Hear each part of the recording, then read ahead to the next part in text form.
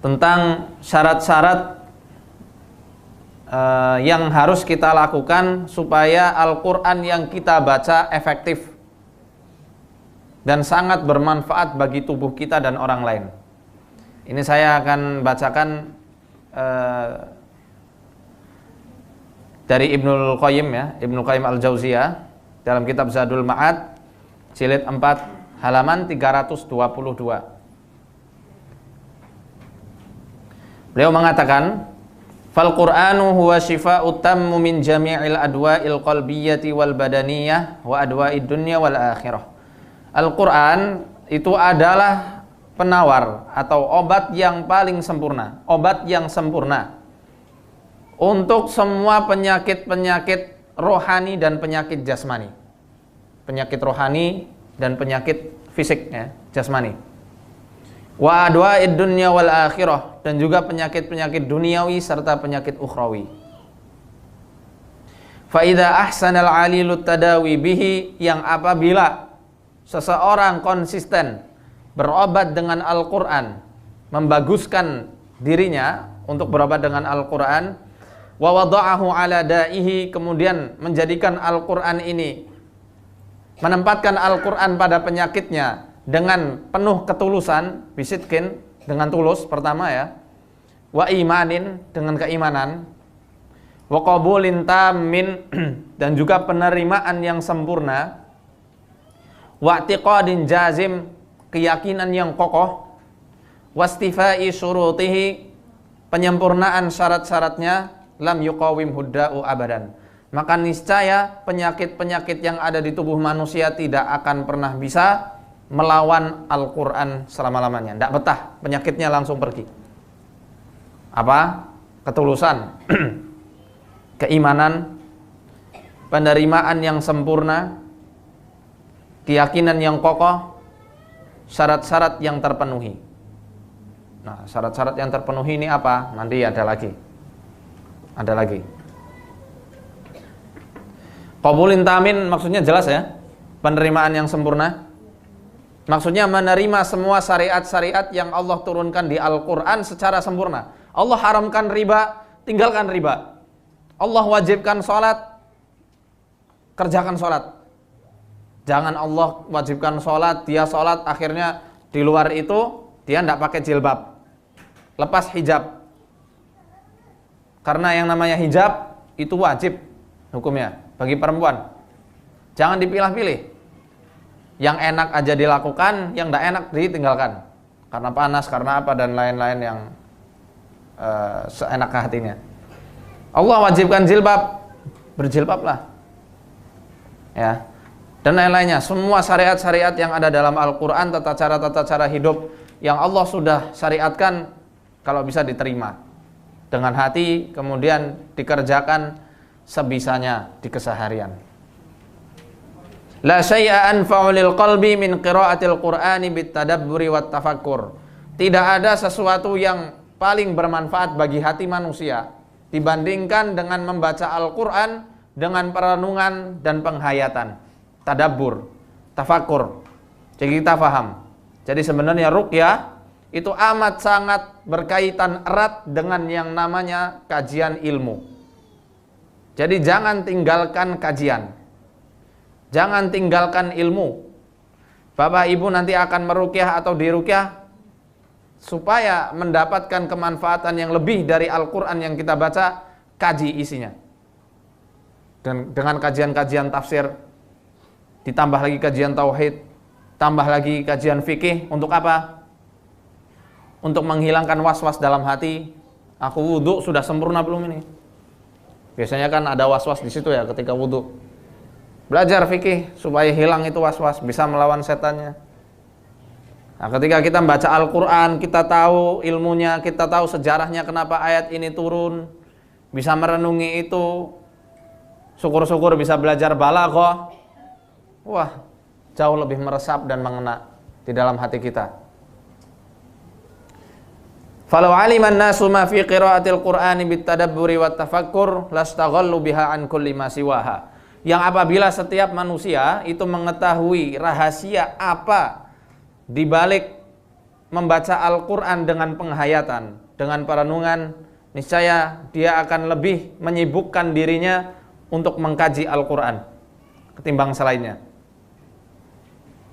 Nah ini, fa'idha qara'ahu bitafakkurin, yang apabila seseorang membaca Al-Quran dengan tafakur, ya, hatta marra bi ayatin wa huwa muhtajun ilaiha, sampai dia itu melewati suatu ayat yang mana ayat itu dibutuhkan untuk kesembuhan dirinya, karirha walau mi'ata marrah walau lailah, ulangi ayat tersebut walaupun engkau harus mengulanginya 100 kali, walaupun engkau harus mengulanginya semalaman suntuk.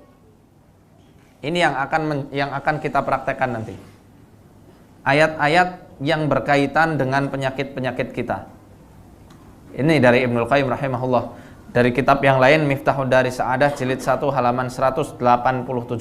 Miftahu Daris Sa'adah jilid 1 halaman 187.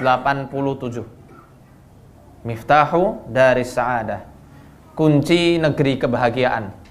Artinya ya, kunci negeri kebahagiaan. Miftahu Daris Sa'adah jilid 1 187. Contohnya gimana ini? Ayat yang dibutuhkan untuk kesembuhan. Di sini dicontohkan orang-orang yang terkena sihir. Kita cari di dalam Al-Quran. Kita cari ayat mana yang di dalamnya Allah Subhanahu wa Ta'ala mengisahkan kisah-kisah tentang tukang sihir, atau ayat mana yang di dalamnya Allah Subhanahu wa Ta'ala menyuruh kita untuk berlindung dari kejahatan-kejahatan tukang sihir, atau ayat mana yang di dalamnya Allah mengisahkan kejahatan-kejahatan tukang sihir itu sendiri. Yang paling mudah di juz amma, saya mau tahu surat apa? Hah? Ayat yang mana? Ayat yang mana? Hah? Wa min syarri nafatsati, dan dari keburukan dan dari kejahatan tukang-tukang sihir wanita, penyihir-penyihir wanita yang menghembuskan sihirnya pada uqad. Uqad itu apa? Buhul. Buhul artinya ikatan. Uqad ya, dalam bahasa Arab uqad artinya adalah buhul atau ikatan. Biasanya tukang-tukang sihir itu kan ada ikatan-ikatan tertentu. Baca ini, ulangi berkali-kali, hayati. Sambil ingat-ingat asbabun nuzulnya, sambil ingat-ingat hadis-hadis yang menyertakan bahwasanya ayat ini atau surat ini, Muawwidzatain, Al-Falaq dan An-Nas, itu adalah surat yang utama. Yang mana kata Nabi Shallallahu Alaihi Wasallam, tidak ada orang yang paling kuat perlindungannya ketika orang yang meminta, kecuali ya, orang yang meminta perlindungan kepada Allah dengan dua surat ini, Al-Falaq dan An-Nas. Maka ketika dua surat ini diturunkan kepada Nabi Shallallahu Alaihi Wasallam, beliau meninggalkan bacaan-bacaan perlindungan yang lainnya. Beliau ketika meminta perlindungan dengan dua surat ini, sampai beliau saat sakit hingga akhir hayat beliau, mengumulkan tangan beliau, ya, ditiupkan sama istrinya Aisyah radhiyallahu anha dengan Al-Ikhlas, Falaq, An-Nas, kemudian diusapkan ke seluruh tubuh. Itu Al-Falaq. Sambil diingat itu, oh subhanallah, kalau Nabi Shallallahu Alaihi Wasallam bersabda demikian, maka sudah pasti benar. Ini adalah surat yang agung, surat yang tidak bisa dikalahkan oleh para tukang sihir, surat yang mana menjadi kabar gembira kepada Nabi Shallallahu Alaihi Wasallam ketika beliau itu terkena sihir sehingga lepas sihirnya. Maka kita yakin di dalam hati kita membaca itu, Allah Subhanahu wa Ta'ala akan angkat penyakitnya, Allah akan lepaskan media-media sihirnya. Jadi nggak baca asal baca, tidak. Qul a'udzu birabbil falaq min syarri ma khalaq. Oh, itu enggak ada efeknya nanti. Baca pelan-pelan sambil renungi. Kalau perlu bacanya sambil memelankan suara.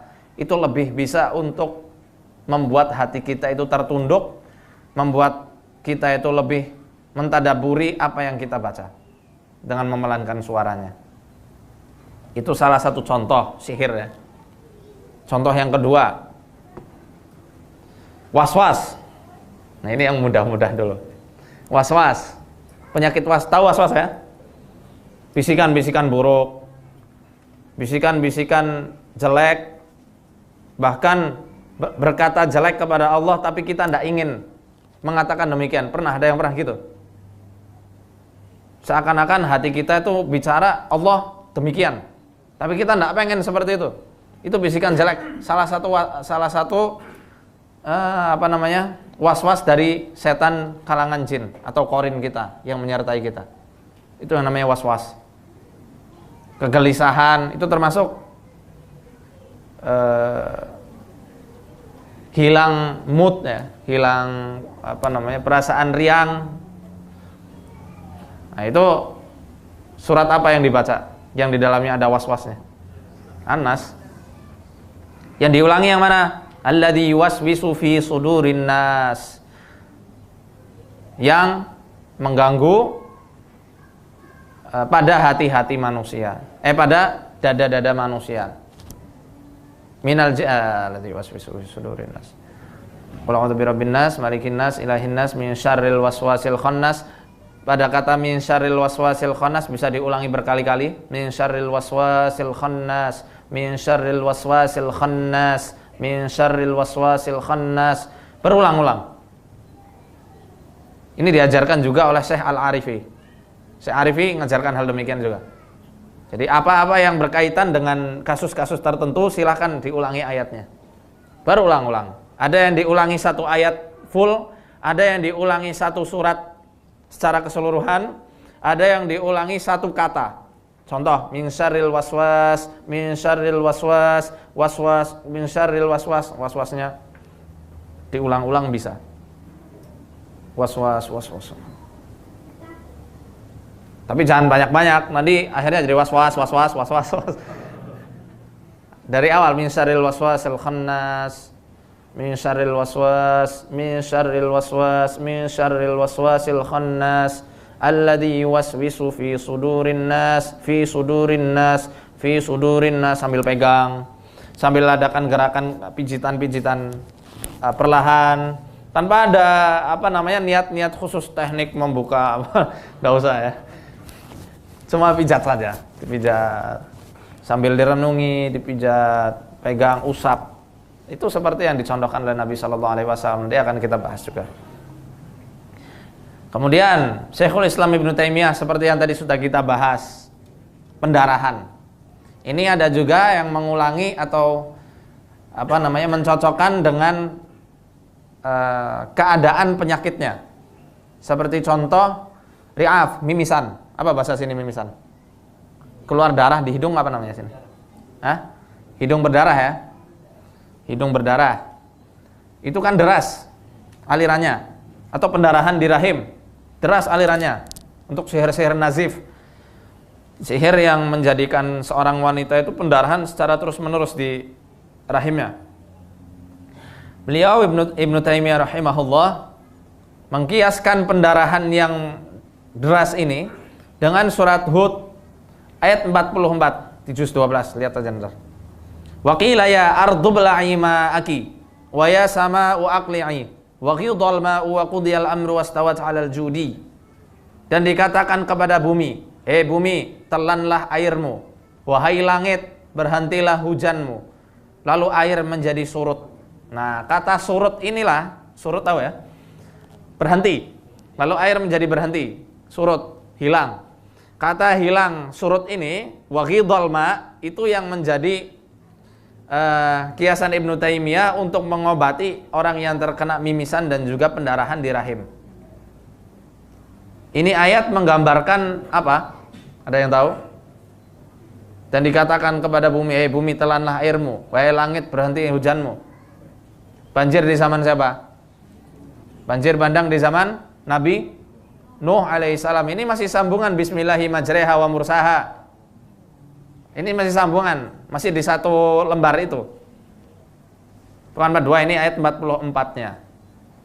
Jadi sambil direnungi, ya Allah, ya ilahi Rabbi, Engkau adalah Tuhan yang maha kuasa untuk menyurutkan air di zaman Nabi Nuh yang hampir menenggelamkan seluruh isi bumi. Maka hamba yakin ya Allah, Engkau jauh lebih berkuasa untuk menyurutkan pendarahan yang tidak ada henti-hentinya pada tubuh saudaraku ini. Ini saya pengalaman pribadi juga. Waktu istri saya pendarahan di usia kehamilannya yang 3 bulan. Dia hamil di usia 3 bulannya, dia pendarahan karena apa namanya, ke entrok itu apa saya jerek gitu ya. Sampai banyak pendarahan. Ada waktu itu saya stres. Dalam arti saya tidak pernah lihat darah sebanyak itu. Saya sudah khawatir, ya Allah, apa mungkin nih anak bakal hilang ininya yang ada di rahim dia. Masih 3 bulan. Jatuh pendarahan. Akhirnya dibawa ke dokter. Dokter bilang ke saya, jangan ada harapan lebih. Tuh, dibilang gitu. Saya kesel. Masa udah lagi cemas-cemas malah dibilang kayak begitu ya. Parah ya. Jangan ada harapan lebih katanya. Siap-siap kemungkinan yang paling buruk. Karena ini sudah setengah lebih pendarahannya itu. Kantong rahim ini sudah hampir, ini segini lagi jatuh kantongnya. Gugur. Waktu itu mau diopnam, tidak mau istri saya. Sudah, akhirnya kita bawa pulang. Sudah waktu itu saya hanya pasrah aja, ya Allah, kalau memang ini masih rezeki hamba yakin Engkau akan menyelamatkan anak yang ada di kandungan. Tapi kalau tidak, ya sudah, hamba ikhlaskan, semoga diganti dengan yang lebih baik. 10 hari, istilahnya bertempur dengan waktu. 10 hari saya ruqyah secara terus menerus, pagi siang malam, pagi siang malam, pagi siang malam. Saya ada herbalnya juga waktu itu. Yang saya bacakan salah satunya ini karena pendarahan terus menerus. Waqila ya ardu bla'i ma'aki. Karena saya ingat, saya pernah baca di kitab Ibnu Qayyim yang mengutip sejarah gurunya itu, maka saya baca sambil saya renungi, ya Allah, banjir bandang sebesar itu aja Engkau bisa untuk menyurutkannya, menghentikannya, apalagi pendarahan kecil yang ada di tubuh istriku ini. Pasti Engkau jauh lebih bisa, lebih kuasa. Lalu kemudian baca juga ayat yang waktu itu ada kata-kata yang ada dalam Al-Quran itu tentang dinding. Contoh surat Yasin ayat 9 ya, Yasin ayat 9. Surat Al-Kahfi tentang Zulqarnain, Ya'juj dan Ma'juj, ayat 90 berapa itu? Bisa dicek sendiri ya, tentang Ya'juj dan Ma'juj. Terus menerus sambil diusap, tiup, usap lagi, tiup, kemudian sambil digosokkan tangan sampai hangat, ditaruh di rahimnya. Sesekali saya pakai es batu, dan Masya Allah, 10 hari itu kita kembali lagi ke dokter, keadaan kantong rahim yang tadinya mau lepas kembali sempurna. Subhanallah, dokternya sampai heran, kamu kasih apa? Al-Quran. Nah itu aja. Kamu kasih apa? Kasih Al-Quran. Kita bacakan Al-Quran secara terus menerus. Saya masih ada buktinya dan waktu itu saya posting di Facebook. Bukti fotonya. Dan selama 10 hari kembali sempurna. Dan Alhamdulillah anak saya sudah 5 bulan sekarang. Sudah makan. Alhamdulillah. Makanya saya beri nama Musyafa, anak yang diselamatkan Allah. Ini sedikit cerita aja ya. Itu salah satu contohnya. Kemudian untuk penyakit stroke ya, atau lumpuh, impoten, wawu ya, tidak bisa jadi alif. Huruf wawu tidak bisa jadi alif untuk laki-laki nih. Sudah, yang paham ketawa, yang nggak usah, yang nggak paham nggak usah ya. Itu bisa dengan membacakan ayat-ayat yang di dalamnya ada kata-kata Allah menghidupkan bumi setelah matinya, atau kisah-kisah yang ayat-ayat yang di situ Allah Subhanahu wa taala mengisahkan, menggambarkan betapa maha kuasanya Allah yang menghidupkan orang-orang mati di hari kiamat nanti. Banyak. Kalau mau enak ya Al-Baqarah ayat 164.